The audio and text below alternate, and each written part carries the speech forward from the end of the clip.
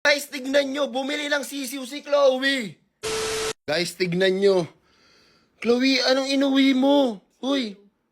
Tignan nyo, nag-uwi ng sisiw si Chloe dito sa bahay. Guys, sa mga di nakakaalam, piyesta kasi dito sa amin dito sa Bicol. Pero huwag nyo pasinin yung bakbak dyan sa mukha ko kasi nag-exfoliate po yung outfits nyo. Pero ayun nga, opo, piyesta dito sa amin sa Bicol. Actually, Peña Francia ganun sa mga nakakaalam po kay Ina. And hindi pa naman tapos yung Peña Francia. Tignan nyo yung babaita.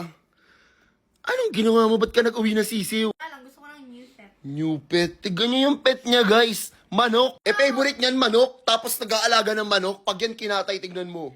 Bibila ko parot. Ano? Bakit parot? Yung may, di ba, nagbibentang parot na sisiyo. Bibila ko parot. Baliw. Tawag kaya ano maganda ba? Kasi wala pang pangalan itong dalawa. Ayan, lagyan natin, bigyan natin sila ng pangalan, si Orange at si Pink.